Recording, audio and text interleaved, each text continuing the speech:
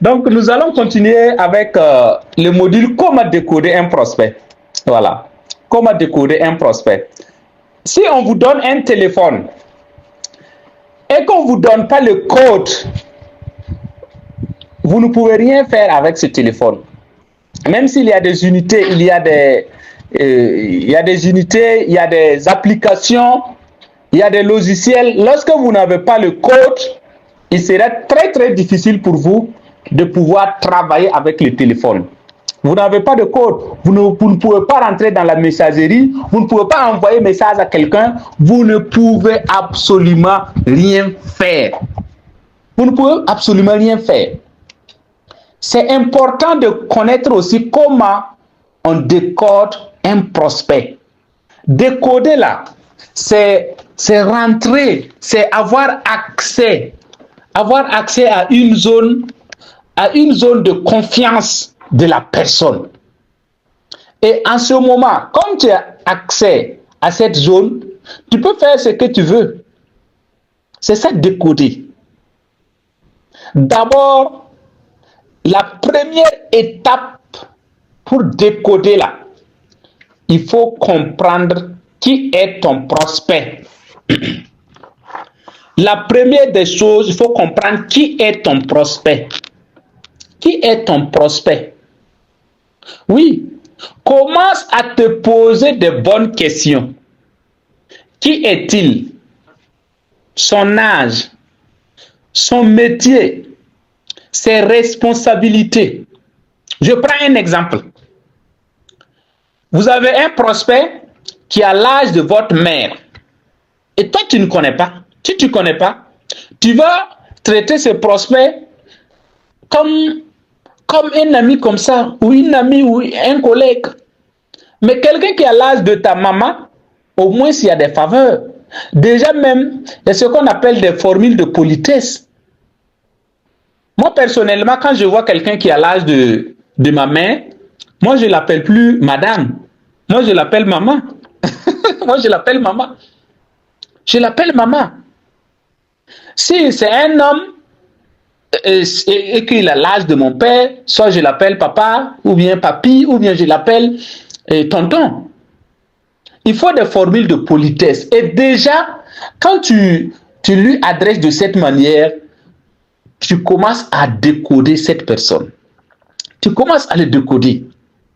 Ou bien quelqu'un qui a des responsabilités, mais toi tu ne connais pas. Peut-être c'est un ministre. Déjà, il a des hommages, des honneurs, tout ça.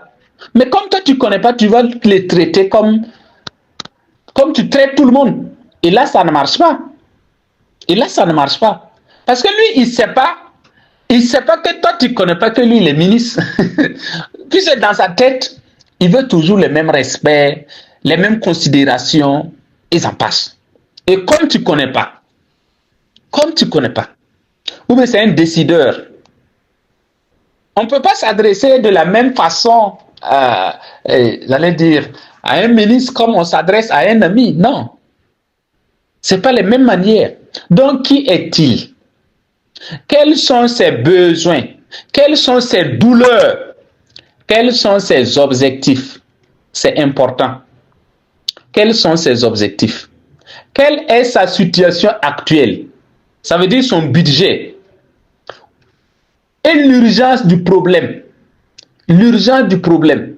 Il faut comprendre aussi la maturité par rapport à ton offre. La maturité par rapport à ton offre. Vous savez, quelqu'un qui vient à véhicule, mais les commerçants savent ça.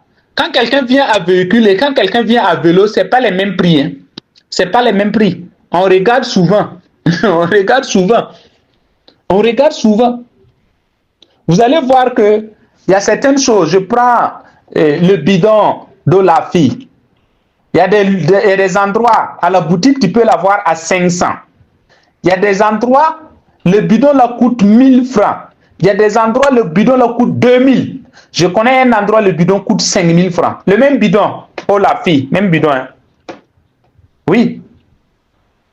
Mais, ce n'est pas les mêmes prospects. On ne vend pas le même bidon au même prospect, non. Non, non, non, c'est pas au même prospect. Donc, il faut savoir qui est ton prospect. C'est important. Là, vous allez prendre de très bonnes dispositions. Première astuce, qu'est-ce qu'il faut faire? Il faut être à l'écoute de la personne. Parce que tout part de l'écoute. Quand on n'écoute pas, on ne peut pas comprendre. Il faut écouter la personne. Ce que la personne dit, mais aussi ce qu'elle ne dit pas. Ce qu'on appelle la communication non verbale. Il y a certaines personnes qui vont dire, bon, moi j'ai besoin de ceci, mais tu as l'impression qu'il dit autre chose aussi. Voilà. Je prends un exemple. Quelqu'un qui vient pour acheter, si par exemple, vous vendez des plaques solaires, c'est un exemple, hein. Il vient, il demande l'unité. Et toi, tu donnes le prix, il dit, mais si je vais prendre 200 plaques, tu vas me faire à combien? Donc, il y a ce qu'il a dit et il y a ce qu'il ne dit pas. Donc, automatiquement, tu vois que lui, là, c'est un grossiste. Il peut être un grossiste.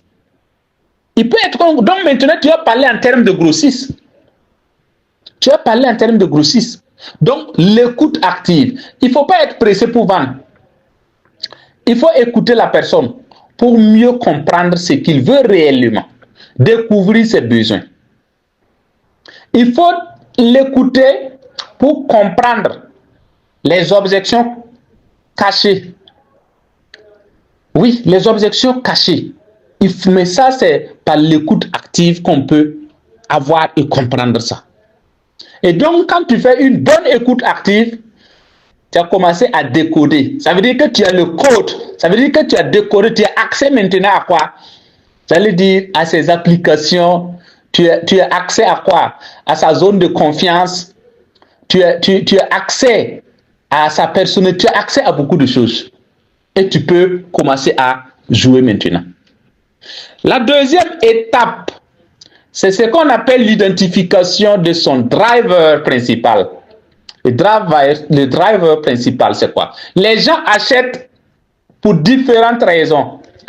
Soit pour résoudre un problème, soit pour atteindre un objectif, soit pour gagner du temps, soit pour économiser de l'argent, soit pour se simplifier la vie. Donc, il faut comprendre ce qu'on appelle le driver principal. Est-ce que ce qu'il est en train de vouloir acheter, est-ce que c'est un problème qu'il veut résoudre? Est-ce que c'est un objectif qu'il veut atteindre? Est-ce qu'il veut gagner du temps? Est-ce que c'est pour économiser de l'argent? Est-ce que c'est pour simplifier la vie? Il faut écouter la personne pour comprendre. Si tu sais que la personne qui vient pour acheter tes services, c'est pour résoudre un problème, ça veut dire qu'il est dans l'urgence. Donc, tu as compris qu'il est dans l'urgence, il n'y a rien à faire, il va acheter. Toi, tu as compris, il est dans l'urgence. Et quand quelqu'un est dans l'urgence, qu'est-ce qu'il faut faire? Il faut appliquer ce qu'on appelle le principe de la rareté. Il est dans l'urgence, il veut résoudre un problème. Tu vas lui dire, ah, le produit que vous voyez là, vous avez eu la chance. Moi, j'ai amené 20. Actuellement, il me reste 2. Mais 2 là, il y a quelqu'un qui a appelé de Manga. Lui, je vais l'envoyer demain matin. Mais l'autre là est aussi qui est intéressé. Mais lui, il n'a pas encore payé. Le gars, il est dans l'urgence. Ce jour-là, il va acheter. Il n'y a rien à faire. Il va prendre votre produit. Mais si vous ne connaissez pas, parce que l'être humain veut gagner quelque chose de bien et moins cher. Il peut être dans l'urgence, mais il veut comparer encore les prix pour aller acheter à quelque part. Maintenant, comme tu sais qu'il veut résoudre un problème qu'il est dans l'urgence, il faut jouer aussi sur la rareté. Comme ça, il va dire, ah, si je ne prends pas, je peux aller tester ailleurs et puis revenir trouver que ça là, quelqu'un a déjà pris. Donc, il va prendre. Oui. Son driver peut être quoi? Économiser de l'argent. Je prends un exemple. Quelqu'un qui vient, il veut acheter ton produit, il dit, tu dis que ton produit là, ça fait 10 000 francs. Il dit, ah bon? Et pourtant, moi, j'ai vu ça de l'autre côté et puis ça fait 7 500. Lui, il veut économiser de l'argent. Vous voyez que ce n'est pas la même chose que quelqu'un qui veut résoudre un problème. Lui, non seulement il veut le produit, mais il veut économiser de l'argent. Qu'est-ce qu'il faut faire? Qu'est-ce qu'il faut faire? soit tu joues sur les qualités du produit pour lui dire, ah ok, sinon nous aussi on a le même modèle là, on peut te donner à 7500, mais en réalité, c'est pas un bon truc. Donc ça fait que moi j'ai arrêté de vendre ça. Oui, oui, sinon nous, on peut amener ça. Mais c'est pas la bonne qualité. Voilà. C'est pas la bonne qualité. Sinon, si vous avez besoin de ça, nous on peut vous amener ça. À ce moment-là, il est bloqué. Il dit, c'est vrai, je veux l'argent, mais je veux quelque chose aussi qui est bien. Donc, il fait comment? Donc, il faut connaître le driver. C'est important. Je vous assure que c'est important. C'est plus que important. Trouver ce qui motive ton prospect à bouger maintenant. C'est ça qui va te permettre de le décoder. Oui, de le décoder et de prendre son argent.